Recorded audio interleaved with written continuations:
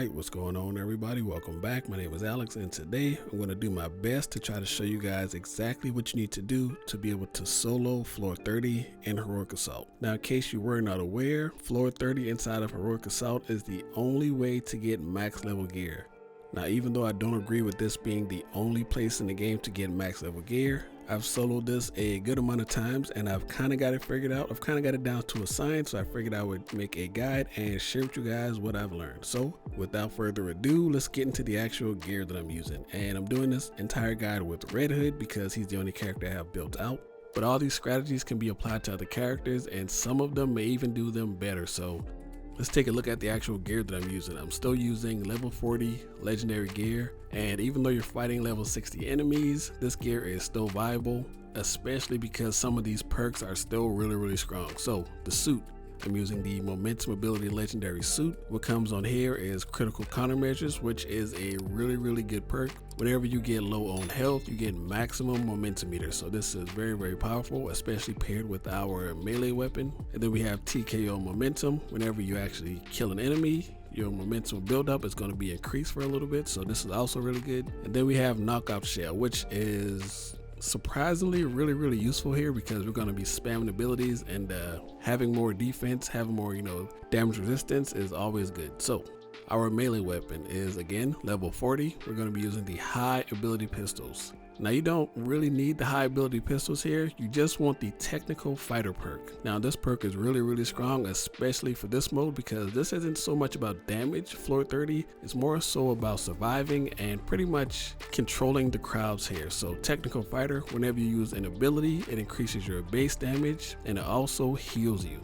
And then we also have knockout momentum. Whenever you kill somebody with a momentum ability, momentum buildup is increased. You don't really need this perk right here. The main thing here is technical fighter. And if you don't have the high ability pistols, this perk does roll on other weapons, specifically the regenerator weapons. Those also come with this perk. So just go through your blueprints, make sure you craft this, make sure you keep one inside of your inventory for this floor specifically. Now this might come on a ranged weapon for other characters, so be on the lookout for that. I'm not entirely sure. But for Red Hood, it is a melee weapon. Now moving on to my ranged weapons, I'm using the Deadeye rounds, and this is a level 60 legendary. Now you get this from the Talia boss fight, the new Showdown mode.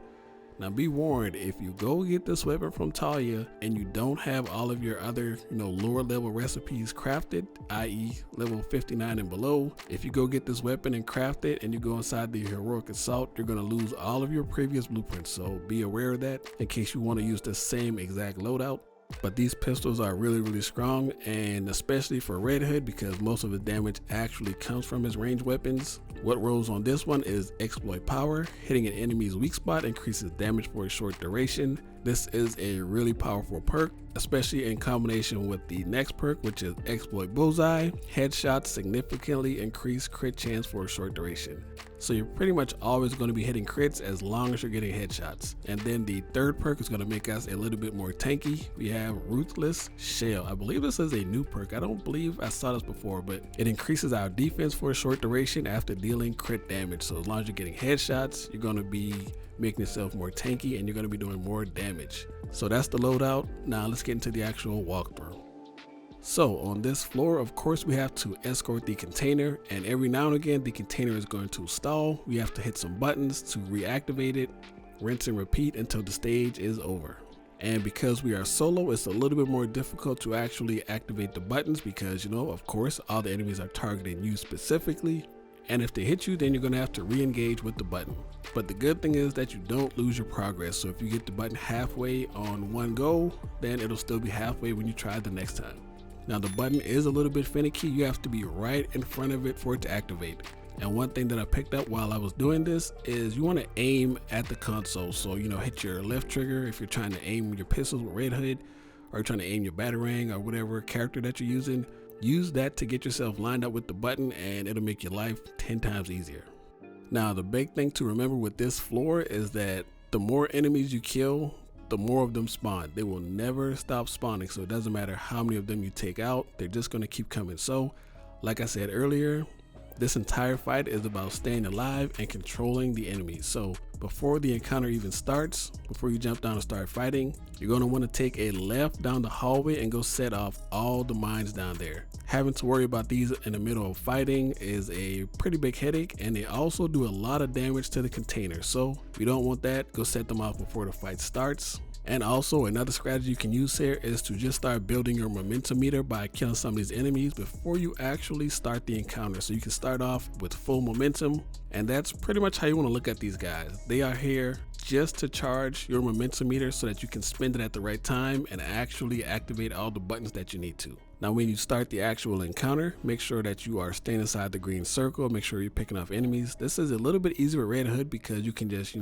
aim down sights and kind of walk backwards and pick enemies off as they're coming in there. Now every so often the pod will begin to charge up and release energy, so when it does this, just make sure that you step outside the green circle, wait for it to explode, and then go back in, continue your progress. And this attack does actually damage the enemies, so you can use this to your advantage at times. Now the pod will also stop at times and throw up a barrier around itself, and the only way to take this barrier down to continue your progress is to actually shoot the little pink electricity balls that's floating around the pod. So once you do that, there's 3 of them, then you can continue your progress. And this is pretty easy with Red Hood because you just point and shoot. Now there will be times when the pod actually turns off, and this is where you have to interact with the button to actually turn it back on.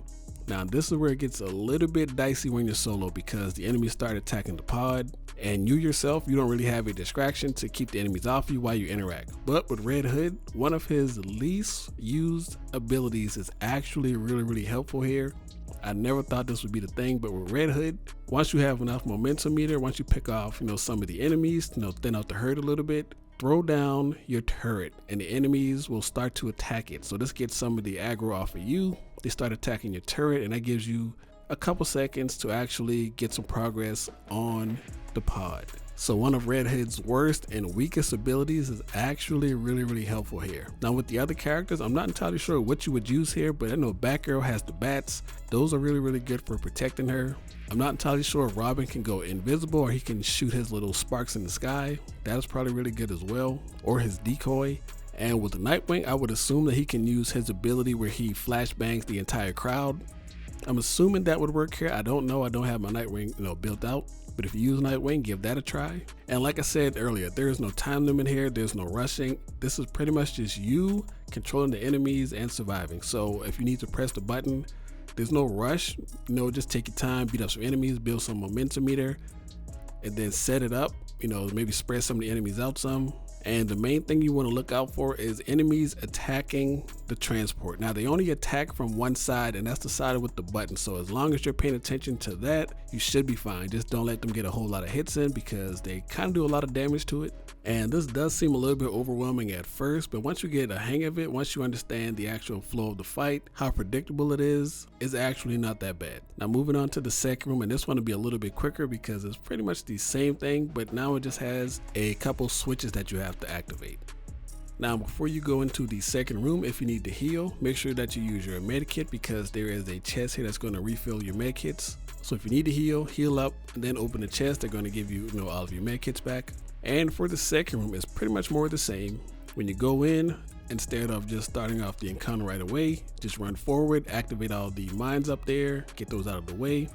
Now there is a second set of mines that's locked behind the gate, so when you get to that point, you can run ahead and set those off, but if you do, you're going to leave the pod unprotected, so that one's kind of up in the air whether you think it's worth the risk. Now if you're using Red Hood, you can shoot those from a distance. Now going back to start the encounter, like I said, this is pretty much just the first room. Everything is the exact same. Just protect the pod. Once it stops, charge your momentum meter, throw down your turret, activate the button. Now you will get hit from time to time. It is what it is. There's just so many enemies and you're the only target. But eventually you will get the button pressed and you will move on. Now once the transport gets to the gate, you're going to have to activate 2 switches here. Now this is the same deal. There's no rush here. Just protect the pod, charge up your momentum meter, use the appropriate momentum attack. Once the enemies, are distracted, go hit the buttons. And sometimes you can get a little sneaky here and get them without actually using your momentum meter, but there is a little bit of distance between the buttons. You have one on the left side of the room and one on the right side of the room. And then you have the one in the front that you have to press to open the actual gate after you hit the first 2 buttons. So take your time here. There's no rush. The biggest thing is just to protect the pod while you're charging your momentum meter. Now when you get the gate open, I would suggest to not activate the transport right away. Clear out some of those mines like I said earlier, because those things are a headache. And on this part there is a lot of them. They spread all the way down the level, pretty much until the end. So if you can pick them off from a distance, that would be great. Or if you can stun the enemy somehow and then run down there, set them all off and have them get back before they, destroy the cart, that works as well. This part right here is pretty much the only difficult part in the second room. So be careful right here, take your time like always, and you should be good. Now moving on to the last room, and this one is a bit of a gauntlet, and you definitely have to manage your enemies well here. Otherwise, they're gonna destroy the pod, and they hit the pod really hard in this section. So for this room, you have to defend the pod and you have to repair 4 different generators. And the generators are of course spread all out the room. There are 2 in the front of the room, 1 to the left and 1 to the right. Now once you activate these switches and you activate the final button, you're gonna have a bit of a boss battle in this room. It's not really a super duper boss battle, nothing too crazy, but you do have to fight a man bat and pretty much all the heavies from each faction all at the same time, along with 2 of those little rabbit girls that heal people and bring them back from the dead. So just be prepared for that. And now let's talk about the best way to actually take down this room. Now first things first, you got to keep your eyes out for 2 specific enemies in this room. One of them being the riot police officers. Those guys are super annoying. They got the shotguns and they're just super annoying. But the number 1 enemy you have to look out for in this room are the League of Shadow enemies, specifically the little small ninja guy.